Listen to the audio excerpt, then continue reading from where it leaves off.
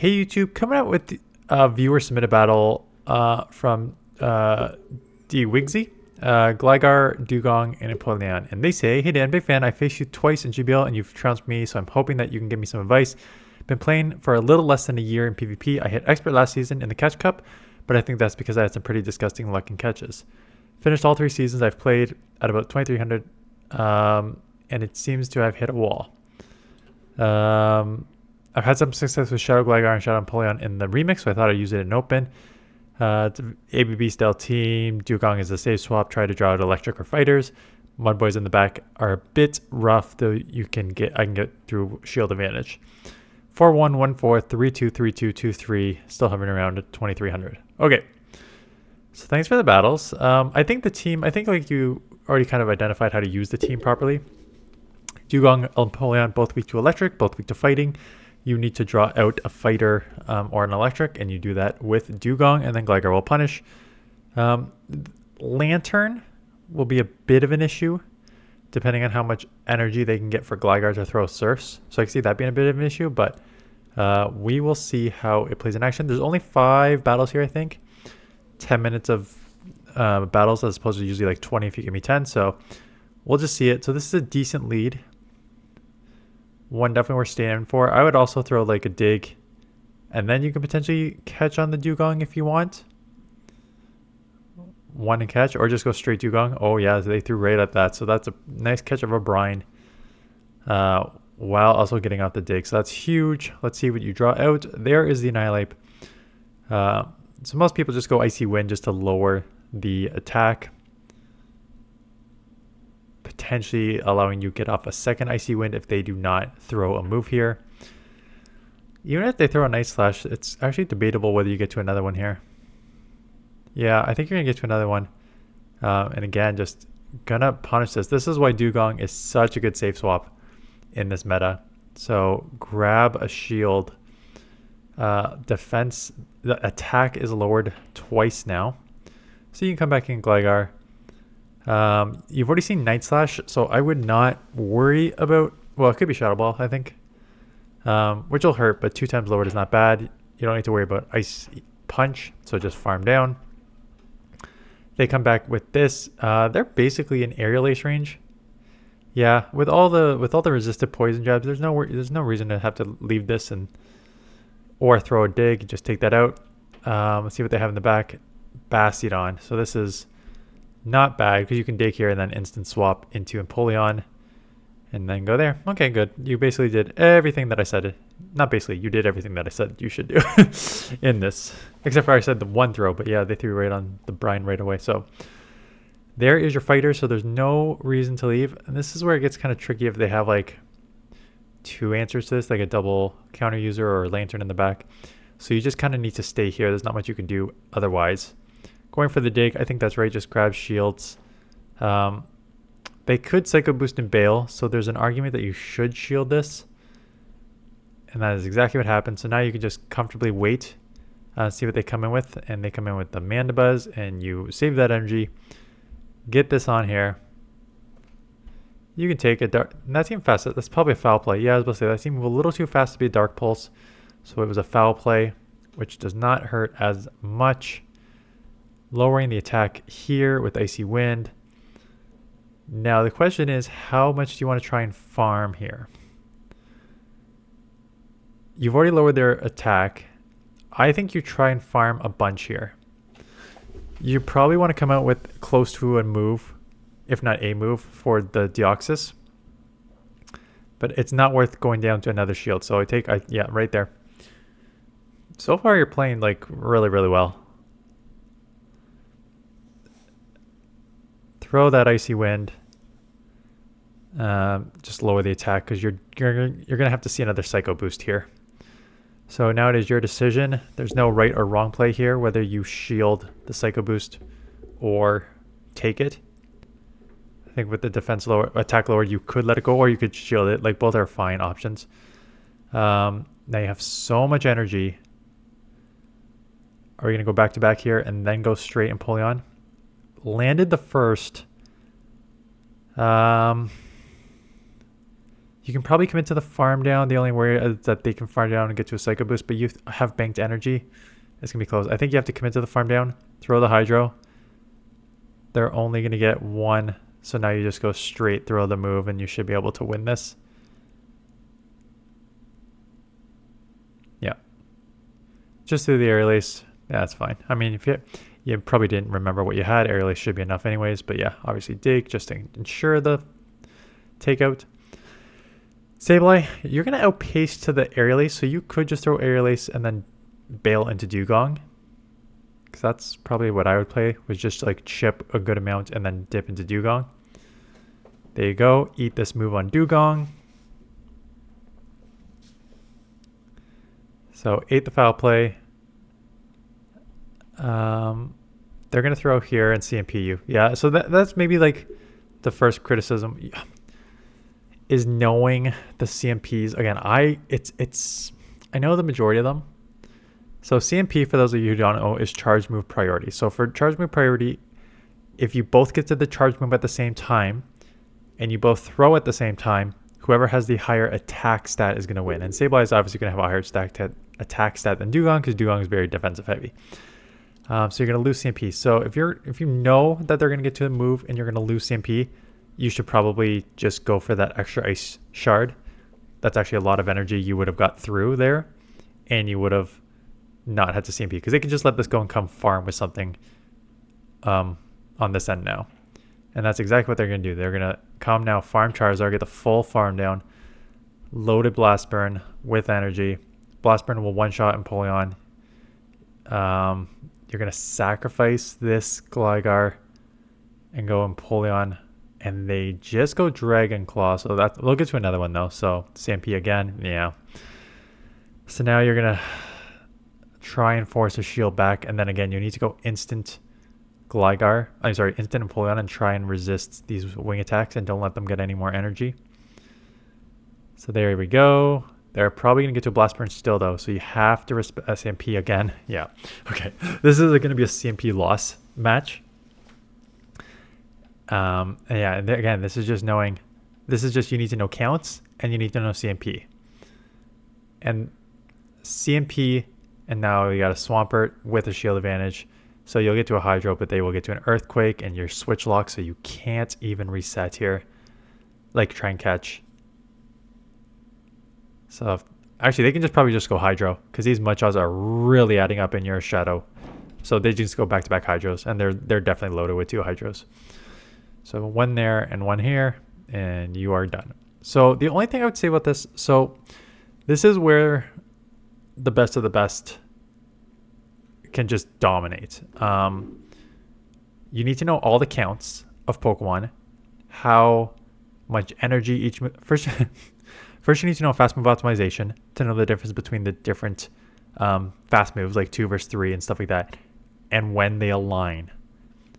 Then you need to know how many fast moves it takes to get to a charge move, because then have to figure out when you get to the charge moves. And then you need to know who wins CMP, who has a higher attack stat. So for me, out of all those, the easiest in order to learn is CMP is actually the easiest, because there's very, very attack heavy Pokemon that you just know.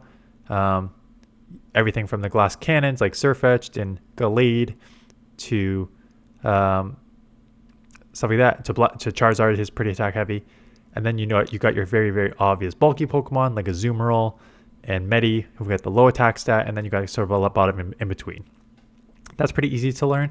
I think the fast move optimization is kind of easy to learn because there's only so many fast move variations, like 1, 2, 3, 4, 5, with different like rules for the different things, right? So there's only like a finite amount of rules you need to learn, as opposed to knowing the counts and energy generation for each of the fast moves and charge moves for all the Pokemon in GBL. That is something that I obviously do not even try to do, because it takes a lot of time and energy, and I just don't have it. Ooh, this is tough. Are you going to try and catch right on 5? Yeah, I don't think they're going to throw on 5. I think they're going to farm up. So here's why they're not going to catch on 5. They're not going to throw on 5. They don't need to, because they know, just by knowing the numbers, that you're only at an aerial ace at 5. So they don't need to throw to like CMP you anything because they know you need to get to 7 to get to the dig. So it's very unlikely they're going to catch at 5. If anything, they're going to catch at, I think they probably even win CMP. So they're probably going to just go CMP and win CMP at 7. Or they're going to catch or throw at 6 and force you to shield before you get to the move. They're not going to catch at 5. They're not going to throw at 5. So they're going to throw at 6 or 7 is really the only two options when they throw. And that just depends whether they want to CMP you or whether they want to throw and force your decision-making energy before that. So they did dump a drill run on you. You now get hit with a zoom roll, which isn't a bad matchup. Going to just lower their attack. I get it because now you're just hoping that you'll live this play rough and outpace them to the next move and then just lower or hit them with drill run the next time. Lowering their attack and then resisted bubble means you won't get farmed down. And then we CMP again, going for that second lowering of the attack here. You should now, I know you have such a bad matchup on the lead, but you should now, with Empoleon resisting everything, just go Empoleon. See, you still need to dump energy. This is why I don't like this move. You still need to dump energy to take this out. You're not going to have enough energy for the A/ anyways, and then you need to come in Empoleon behind energy and worry about drill runs. Whereas if you came Empoleon, they only have resisted moves. Bubble, Ice Beam, Play Rough, Hydro Pump, all resisted. Their attack is 2 times lowered. So you have resisted 2 times lower attack. You have neutral Steel Wing. You farm the crap out of it, come out with 100 energy. You'll barely be chipped because of all the issues with resisted moves and lowered attack. And then you'll have a move if the Sand Slash comes in, and then you'll see if something else comes in, you can try and grab shields with whatever's in the back. Coming in here just means you're going to dump your energy. You eventually take a move, but now you have no energy, right? So now you have no energy and you lost switch. So there's no point of doing that, and then it's the important. So again, this puts you in a weird situation because you are now just even energy. But if you had 2 Hydros and this came in, right? If you have 2 Hydros and this came in, suddenly you're back to back. You force a shield or take it out, and then you can figure out what to do in the front end. If you grab a shield, then you just go 2 shield gligar. If you take it out, then you can potentially just Steel Wing to put it within wing attack aerial ace range. But now, you have a lot of energy. You have to bait twice. And your only win con is like baiting twice here and hope they don't claw you down in the meantime. Now you have to go dig because you don't think you can get to 2 moves and hope that they let it go, but they do shield and now you're going to lose. Right? So I think that you lost it when you came back Gligar. You need to come in with the Empoleon there and just farm energy. So again, this is one that you will get to the aerial ace. You're going to try, you'll get to the aerial ace before they get to the Scald. Chip here, you can either go 1 wing attack and catch. I like 1 wing attack and catch or just instant catch. I like the 1 wing attack and catch because usually they hold back for 1 fast move. There's no rule for it, but it's just kind of, I'll eventually put out a video on catching and just how many times they do that.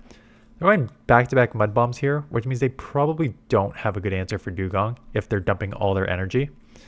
And at best, they have a mirror match, right? So clearly no fighter, clearly no electric.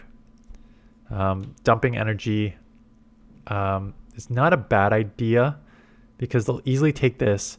You can't really come Gligar because that's a terrible matchup. Just going to lower their attack. But you still need to come. There's no point in getting. Well, you need to come Empoleon. Drill runs are still super effective. So even though you lower the attack, super effective drill runs still going to take you low. Which is why I don't like that second icy win there. They're not going to shield at all, and you still need to shield up a drill run on Empoleon because it's super effective. So you might as well just do the chip damage because if you did the chip damage with drill run, you could put this in Steel Wing range as opposed to now, which you have to shield one. You're going to have to throw or else they're going to get to a second one here. They give up switch here. Going to hit them with the Hydro to take this out. They may just let this go.